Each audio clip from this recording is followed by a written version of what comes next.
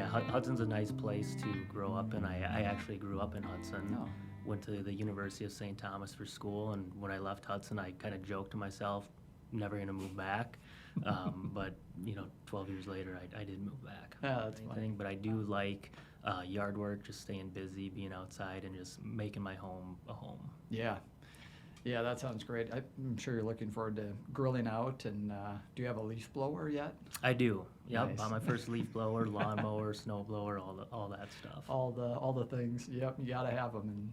And David, would you introduce yourself a little bit? You've been working at Vector for a number of years. Yeah, well, thanks for having me, first of all. I've been with Vector for 9 years this June. I've been in the industry for about 15, 9 of those, again, with Vector. Nice.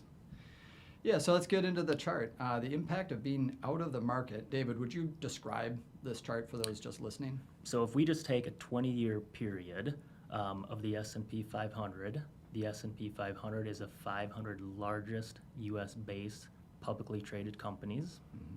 If you invested $10,000 in the S&P 500, did absolutely nothing during that 20-year stretch, that $10,000 would be worth $65,000 at the end of that 20-year time frame. That's the equivalent of a 9.8% rate of return. You got to love that compounding growth on growth. Absolutely. And when you think about that 20-year stretch, Ezra, we had some very tumultuous times. Right. I mean, you think about, we just got out of the dot-com bubble. Mm-hmm. We went right into the financial and housing crisis in 07, 08. Mm-hmm.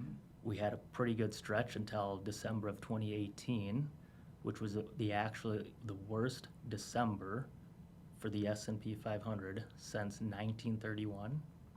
We get out of that, then we have COVID and the global economic shutdown in 2020, and then high inflation in 2022. So even through all of those kind of disastrous periods, you still would have averaged 9.8% per year. Wow. Now the chart here, it shows that if you miss the 10 best days, what happens to your return? So we're looking over 20 years, the 10 best days over 20 years, right? That's not a lot of days. Right. I mean, when you think about it, there's 252 days each year that you can buy and sell stocks. Yes. Over a 20-year period, that's 5,040 days that you have You've to done the buy and math. sell. Right. If you miss 10 of the best performing days over that stretch, your return, instead of 9.8%, would only be 5.6. Yeah, so almost in half. Right. In dollar terms, your 10,000 would only be worth 30,000 instead of 65, just by missing those 10 best performing days. Wow. And just looking at this chart here, it looks like that, missing the 20 best days, the 30 best days, it doesn't get any better. Right. Yeah. I mean, you keep going down the line. I mean, the next 20, if you miss 20 days, you're only achieving 2.9% per year, which is less than inflation. So you're actually losing purchasing power every single year. Mm-hmm, mm-hmm.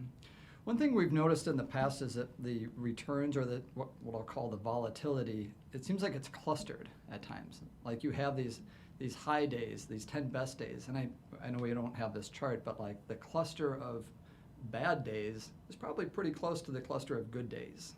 Right, that's exactly correct. Because oftentimes I'll ask, if I go through this chart with a client, if you miss the 10 best days, well, then they'll ask, okay, well, what happens if you miss the 10 worst days? And well, if we could do that, great, but who can time that? That's right. Statistically speaking, and again, over that same 20-year period, we all know that some of the best days come after some of the worst performing days. And for example, 6 of those 10 best performing days in the market came the day after one of the worst 10. So it goes back to those 2 decisions on trying to time the market. Is you have to be right twice within a 48-hour span, when to get out and then when to get back in. That sounds stressful, right? To try to be there and to know when to pull that trigger and then trying to live with it either way. Because are you really going to be able to catch the top or catch the exact bottom? Oftentimes, as advisors, we get questions about market timing, and it really comes down to well, why can't you time the market, or is it a better strategy to just stay invested in the market? It's kind of like being at home when you've got a water heater, you're a homeowner, and you can just say, I'm going to have my water heater go out. It's going to absolutely leak everywhere in the basement. It'll be a total disaster. I'm going to plan on Tuesday. How's that sound? Right, if it were only that easy. Yeah. Historical data will consistently prove that staying invested in the stock market will give you the best opportunity to participate in that long-term growth. If you try to time the market, that really just introduces the possibility of being wrong, which ultimately sets yourself up for failure as an investor. Yeah, I've heard it said that you've got to be right, twice. You've got to be right on the when to sell and then when to buy back in.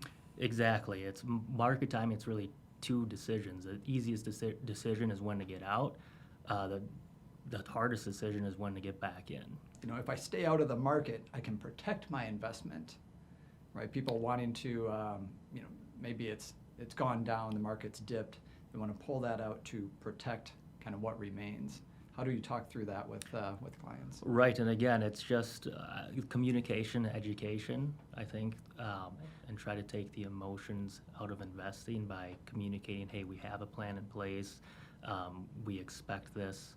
In my meetings, I am constantly reminding clients that are getting close to retirement phase or in the retirement phase that we will see these periods of volatility. It's not a matter of if, it's a matter of when.